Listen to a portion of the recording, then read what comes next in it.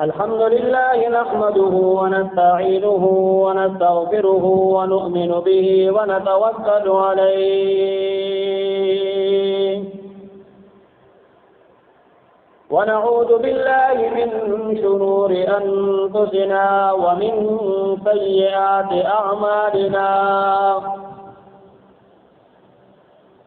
من يهده الله فلا مضل له ومن يضلله فلا هادي له ونشهد أن لا إله إلا الله وحده لا شريك له ونشهد أن سيدنا وحبيبنا وشفيعنا وروح أرواحنا وطبيب قلوبنا وقرة أعيننا محمدا عبده ورسوله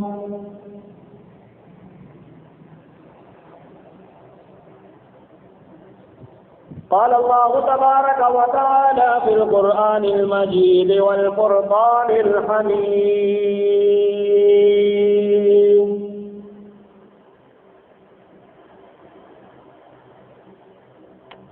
وما محمد إلا رسول وقال الله تعالى أولئك هم المفلحون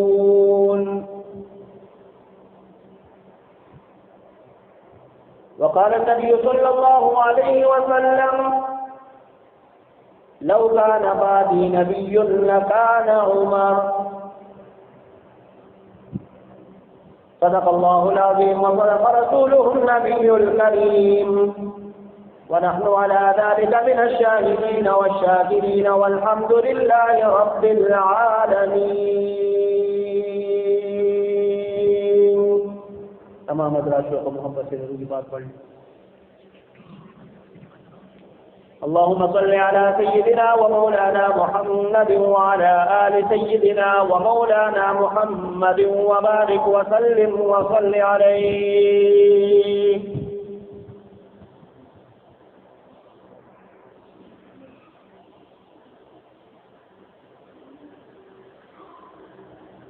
خالی ہے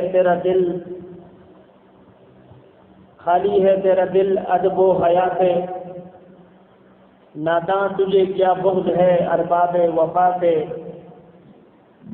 اے دشمن تجھے اتنی برخبر ہے فاروق کو مانگا ہے محمد نے خدا سے صلی اللہ علیہ وسلم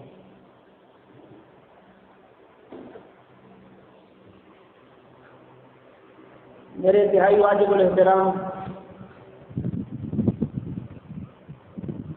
بھائیوں اور دوستوں،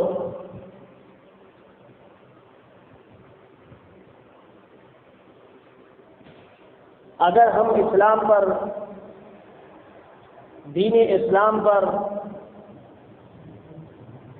یا دین اسلام سے وابستہ شخصیات پر نظر دوڑائیں تو معلوم ہوتا ہے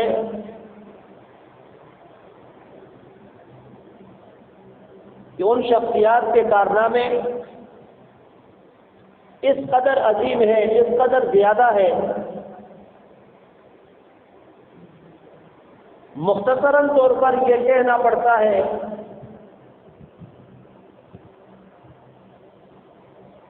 کہ اسلامی سال کا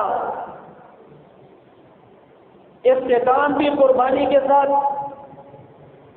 اور اسلامی سال کا آغاز بھی قربانی کے ساتھ ہے۔ اختتام قربانی کے ساتھ گزشتہ جمعہ کو خلیفہ دوم سیدنا عثمان بن عفان رضی اللہ تعالی عنہ کے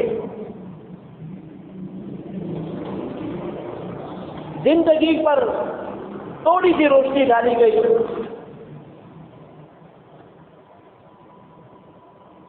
ان کی یوم شہادت 18 ذی الحجہ ہے۔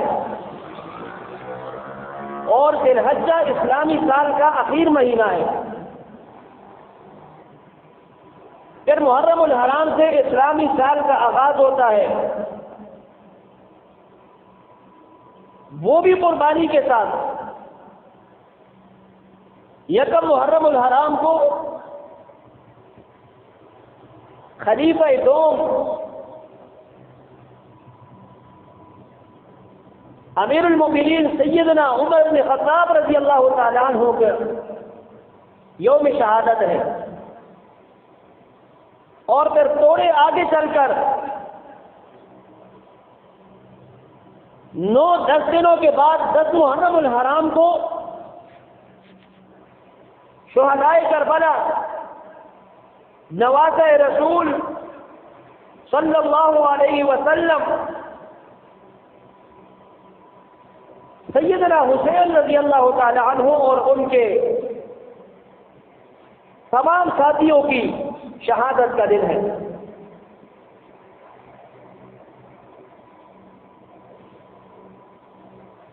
تاریخ اسلام میں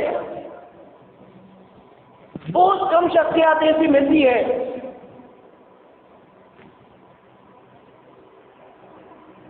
جن کے ذات میں اس قدر صلاحیتیں موجود ہو، ایک ساتھ اتنی صلاحیتیں موجود ہوں کہ ایک طرف فتوحات ہے، نظام حکومت، مساوات، عدل و انصاف، تو دوسری طرف عبادت کا اس قدر اہتمام ہے، زہد و تقویٰ اس کا اہتمام ہے، اور یہ صفات اگر کسی میں پائی جاتی ہے کہ یہ ساری صفات ایک ہی فرد کے اندر جمع ہو، ان میں سے ایک سیدنا عمر فاروق رضی اللہ تعالیٰ عنہ ایک ہے۔ یہ ساری خصوصیات ان کے اندر جمع ہے۔ حکومت بھی انہوں نے کی ہے، اور حکومت عام حکومتوں کی طرح حکومت نہیں تھی، بلکہ ان کی حکومت عناصر اربعہ پر مشتمل تھی، یعنی 4 چیزوں کے اوپر انہوں نے حکومت کی ہے۔ 4 چیزوں کے اوپر: مٹی کے اوپر حکومت، پانی کے اوپر حکومت، ہوا کے اوپر حکومت۔ ان چیزوں کے اوپر حضرت عمر فاروق رضی اللہ تعالیٰ عنہ نے حکومت فرمائی ہے۔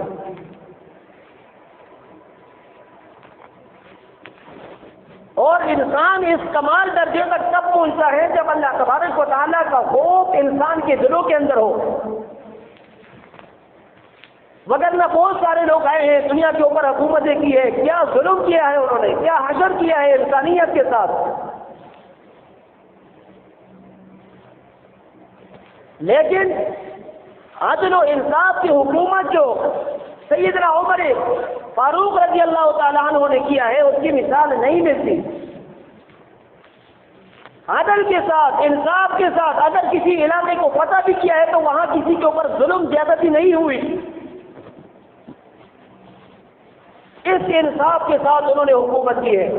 اور انہوں نے حکومت اپنے مال جائیداد بنانے کے لیے نہیں، بلکہ اللہ تبارک و تعالیٰ کی رضا کے لیے، دین اسلام کو نافذ کرنے کے لیے، لوگوں کے اوپر اس کے نفاذ کے لیے انہوں نے حکومت کی ہے۔ تب اللہ تبارک و تعالیٰ نے ان کی مدد اور نصرت بھی فرمائی ہے۔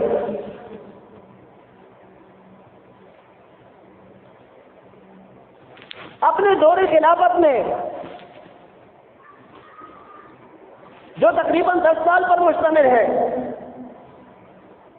تقریباً 10 سال 6 ماہ اور 4 دن انہوں نے حکومت کی، اس عرصے میں انہوں نے 22,000 مربع میل کے اوپر حکومت کی، شہروں کو فتح کیا، علاقوں کو فتح کیا، اور وہاں پر اسلام کا پرچم انہوں نے لہرایا۔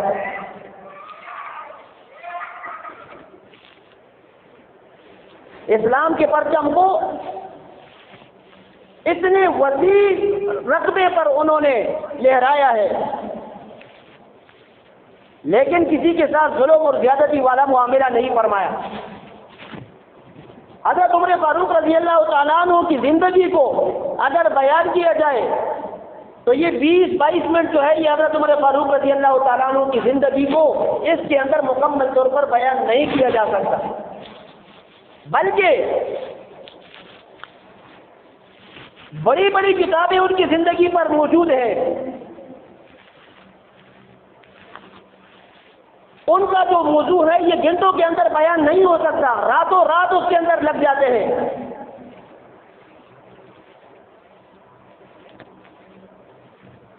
حضرت عمر فاروق رضی اللہ تعالیٰ عنہ نے پانی کے اوپر حکومت کی۔ انہوں نے ایک لشکر روانہ فرمایا جو مدائن کی طرف بھیجا انہوں نے۔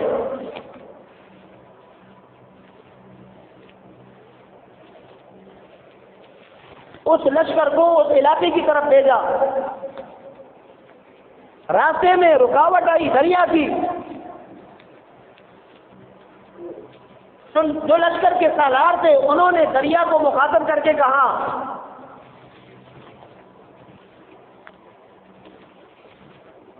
اللہ تبارک و تعالیٰ کا واسطہ ہے تجھے، اللہ تبارک و تعالیٰ کے بعد حضرت عمر فاروق رضی اللہ تعالیٰ عنہ کا تمہیں واسطہ ہے، ہمیں راستہ دے دو۔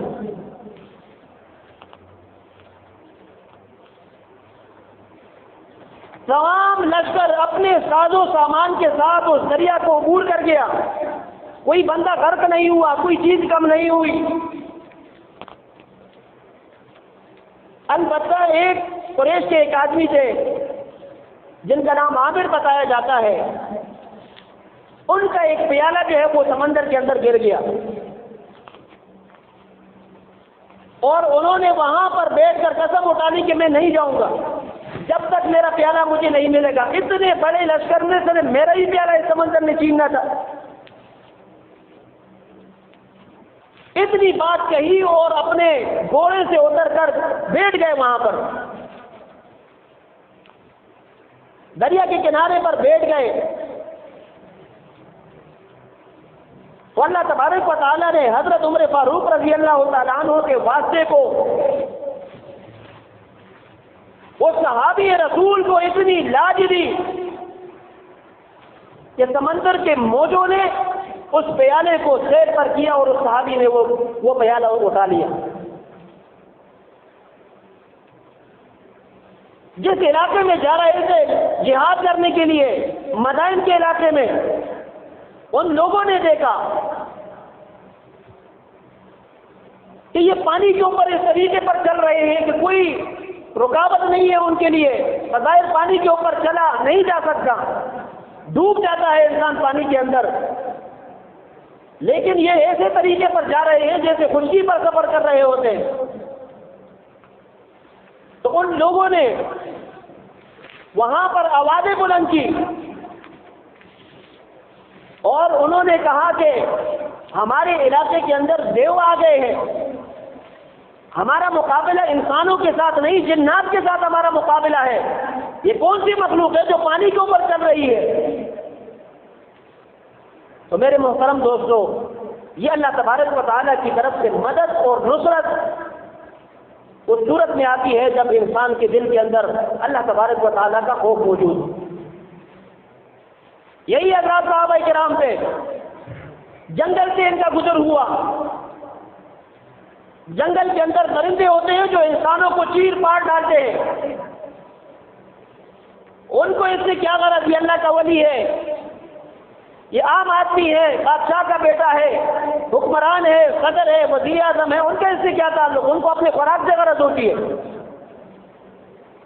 لیکن حضرت عمر فاروق رضی اللہ تعالیٰ عنہ کے لشکر نے جنگل کے اندر داخل ہو کر اعلان کیا کہ ہم غلامان محمد ہیں، نبی علیہ الصلوۃ والسلام کے غلام ہیں، حضرت عمر فاروق رضی اللہ تعالیٰ عنہ کا لشکر ہے اور ہم نے فلاں علاقے کے اندر جانا ہے، رات ہو گئی ہے، ہم نے اس جنگل کے اندر ٹھہرنا ہے، ہمیں یہ جنگل آپ خالی کر کے، اب یہ جنگل ہمیں خالی کر کے دو۔ تو جنگل کے ان درندوں نے سروں کو جھکا کر اس جنگل کو خالی کیا۔ تو جس دل کے اندر اللہ کا خوف موجود ہو، ساری چیزوں کا خوف اس دل سے نکل جاتا ہے، بلکہ وہ ساری چیزیں اس انسان سے ڈرتی ہے، اس ذات سے ڈرتی ہے جس کے دل میں اللہ کا خوف موجود ہوتا ہے۔ اور یہ حضرات صحابہ کرام نے دنیا کے اوپر یہ حکومت کی ہے۔ حضرت سیدنا عمر فاروق رضی اللہ تعالیٰ عنہ نے پانی کے اوپر حکومت، ہوا کے اوپر حکومت، آگ کے اوپر حکومت۔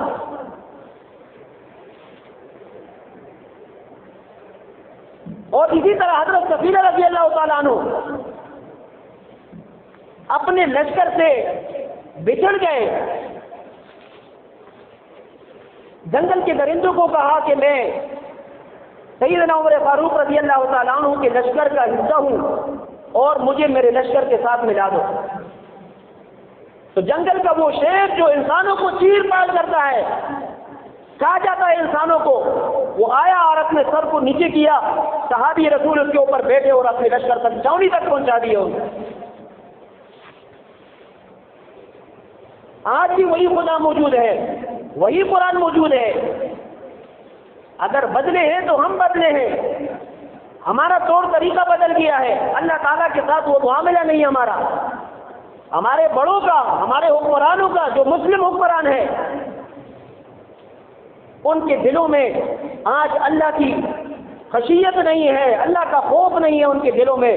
اگر ان کے دلوں میں خوف ہے تو وہ کافروں کا خوف ہے۔ اس لیے ہم دیکھتے ہیں فلسطین میں مسلمانوں کے اوپر ظلم ہوتا ہے، مختلف کافروں کے ملکوں میں قرآن مجید کے ساتھ کیا سلوک کیا جاتا ہے۔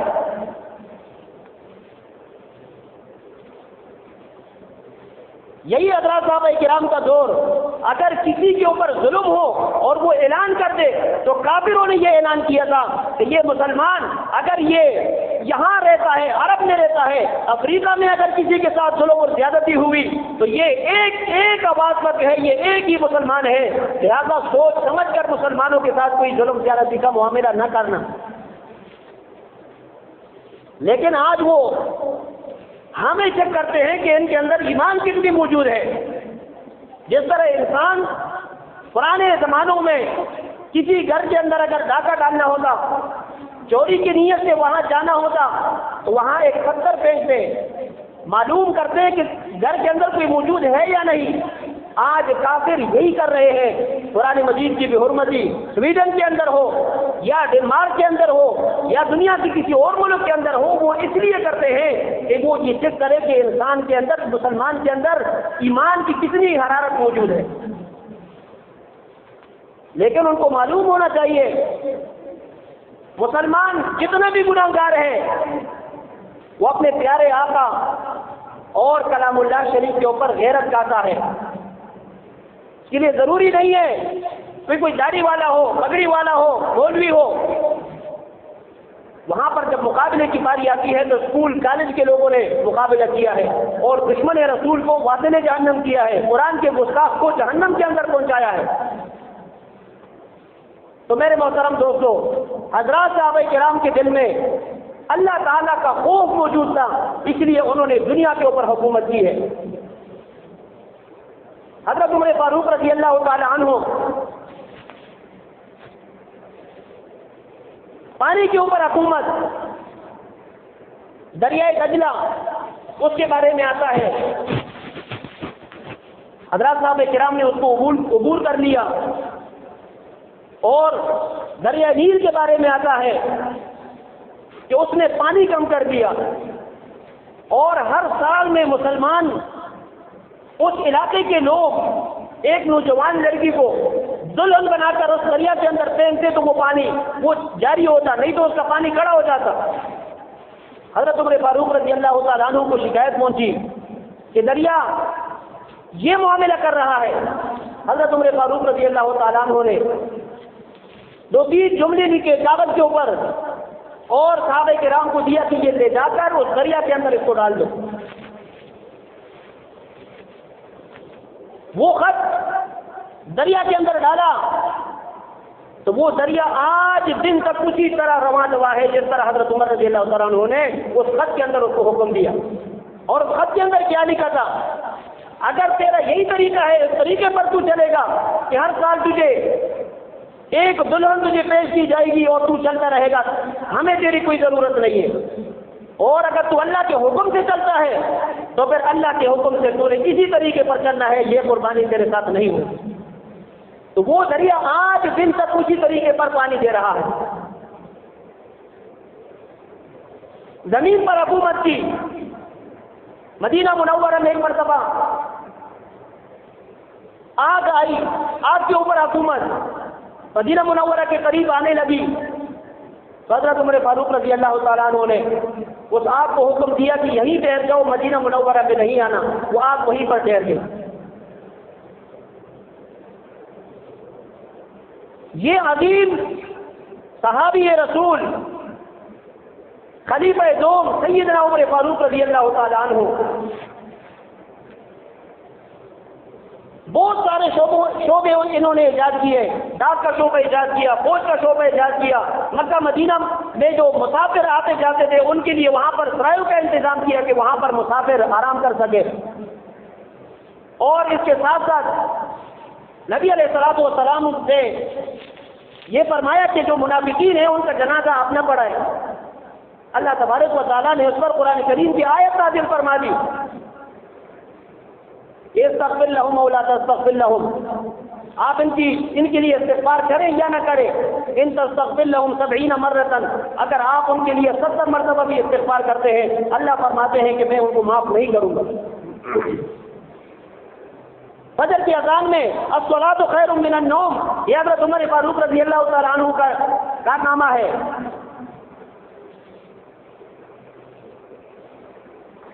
اللہ تبارک و تعالیٰ کے پیارے حبیب صلی اللہ علیہ وسلم فرماتے ہیں کہ اللہ تعالیٰ نے حضرت عمر فاروق رضی اللہ تعالیٰ عنہ کے زبان پر حق کو جاری فرما دیا۔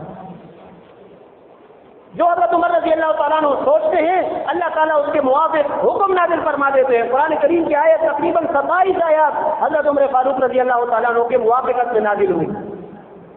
ازواج مطہرات کے پردے کا حکم حضرت عمر فاروق رضی اللہ تعالیٰ عنہ کی موافقت میں یہ حکم اللہ تبارک و تعالیٰ نے نازل فرمایا۔ اور بہت سارے احکامات ہیں، قیدیوں کے قتل کا حکم جو حضرت عمر فاروق رضی اللہ تعالیٰ عنہ کا حکم تھا کہ ان کو قتل کر دیا جائے، تو اللہ تبارک و تعالیٰ نے اسی کے اوپر حکم نازل فرمایا۔ یہ عظیم صحابی خلیفہ دوم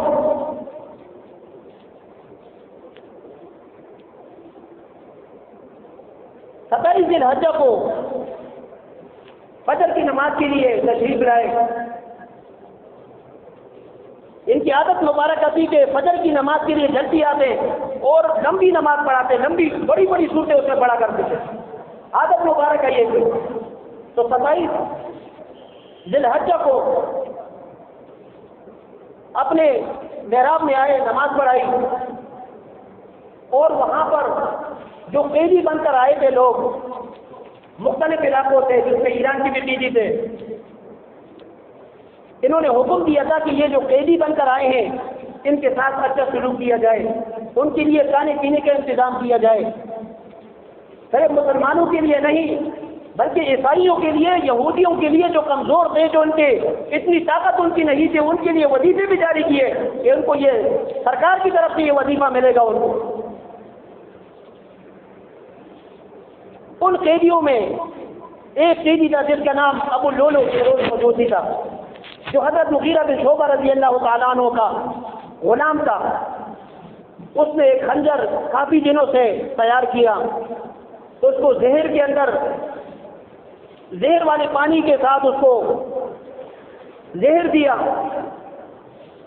تاکہ اس خنجر کے ساتھ حضرت عمر فاروق رضی اللہ تعالیٰ عنہ کو میں شہید کروں۔ چنانچہ آپ نے جیسے تکبیر تحریمہ کے لیے ہاتھ اٹھایا، اللہ اکبر، ہاتھ باندھ لیے، قرات شروع کی، تو اس نے وار کیا، 3 وار کیے، پیٹ، آپ کے پیٹ مبارک میں وہ 3 وار لگے، جس سے آپ گر گئے۔ دوسرے صحابی رسول آگے بڑھے، انہوں نے جلدی نماز پوری کی، اور یہ جو قاتل ہے اس نے بھاگنے کی کوشش کی کہ میں یہاں سے نکل جاؤں، لیکن حضرات صاحب کرام نماز کے ایسے کھڑے تھے جیسے دیوار ہوتے ہیں، چنانچہ اس نے اور وہاں پر تلوار چلائی، تقریباً 13,000 صحابہ کرام کو زخمی کیا، جن کے ساتھ شہید ہو گئے، اور اتنے میں نماز پوری ہو گئی اور دشمن کو گرفتار کر لیا گیا، اور اسی خنجر کے ساتھ جس کے ساتھ حضرت سیدنا عمر فاروق رضی اللہ تعالیٰ عنہ پر وار کیے، اسی خنجر کے ساتھ اپنے ہاتھ خودکشی کی، اپنے آپ کو مار دیا۔ حضرت عمر فاروق رضی اللہ تعالیٰ عنہ کو گھر لایا گیا، جب ہوش آیا تو سب سے پہلے نماز پوری کی، نماز پڑھی، اور اس کے بعد پوچھا کہ میرا قاتل کون ہے۔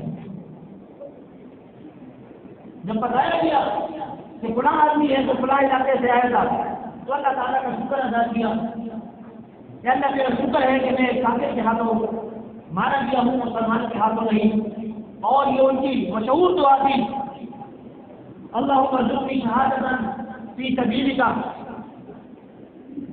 مشہور ان کی دعا ہے۔ انہوں نے دعا کی کہ اللہ مجھے مدینہ منورہ میں موت عطا فرمانا اور شہادت کی موت، نبی علیہ الصلوۃ والسلام کے شہر میں مجھے شہادت کی موت نصیب فرمانا۔ تو ان کی بیٹی نے جب یہ سنا کہ شہادت کی موت اور مدینہ منورہ کے اندر اللہ کے راستے میں یہ کیسے ہو سکتا ہے، تو انہوں نے اپنے ابا جان سے پوچھا کہ یہ کیسے ہو سکتا ہے کہ آپ کو شہادت بھی ملے، نبی علیہ الصلوۃ والسلام کے شہر میں ملے، یہ کیسے ممکن ہے؟ شہید تو وہ ہوتا ہے کہ وہ ایک میدان میں جائے گا، بیٹھ جائے گا، وہ لڑے گا، وہاں پر شہید ہوگا۔ حضرت عمر فاروق رضی اللہ تعالیٰ عنہ نے فرمایا کہ مجھے اللہ تبارک و تعالیٰ کی ذات سے ابھی امید ہے کہ وہ مجھے اس شہر کے اندر نبی علیہ الصلوۃ والسلام کے کسی شہر کے اندر ہے وہ مجھے شہادت نصیب فرمائے۔ اور اللہ تبارک و تعالیٰ نے ویسے ہی ان کے ساتھ معاملہ کیا کہ وہ کافر آیا، اس نے خنجر کا وار کیا اور حضرت عمر فاروق رضی اللہ تعالیٰ عنہ کو زخمی کیا۔ 27 کے راجہ کو زخمی کیا خود کے دن، اور یکم محرم الحرام اتوار کے دن آپ شہید ہو گئے۔ اسلام کے ایک عظیم سپہ سالار نے، جس کو نبی علیہ السلام نے دعاؤں میں مانگا کہ اللہ دو عمروں میں سے ایک عمر کو ایک عمر کے ساتھ اسلام کو تقویت عطا فرما دے۔ ابو جہل کی بھی دعا فرمائی اور حضرت عمر بن خطاب رضی اللہ تعالیٰ عنہ کی بھی دعا فرمائی، لیکن اللہ تعالیٰ نے دعا حضرت عمر خطاب رضی اللہ تعالیٰ عنہ کے حق میں قبول فرما دی، اور انہوں نے اسلام قبول کیا، اور اس کے بعد انہوں نے اسلام کے لیے وہ کارنامے سر انجام دیے جو دنیا آج بھی ان کو جانتی ہے، یاد رکھتی ہے دنیا کو۔ لیکن میرے محترم دوستوں، ہم اپنے آپ کو تاریخ سے دور رکھتے ہیں، سیکھنے کی اور سمجھنے کی کوشش نہیں کرتے۔ آج آپ دیکھتے ہیں ہمارے ہاتھوں کے اوپر انگوٹھی ہوتی ہے، بڑے فخر سے آپ کہتے ہیں کہ یہ فیروزہ پتھر لے لیتے ہیں۔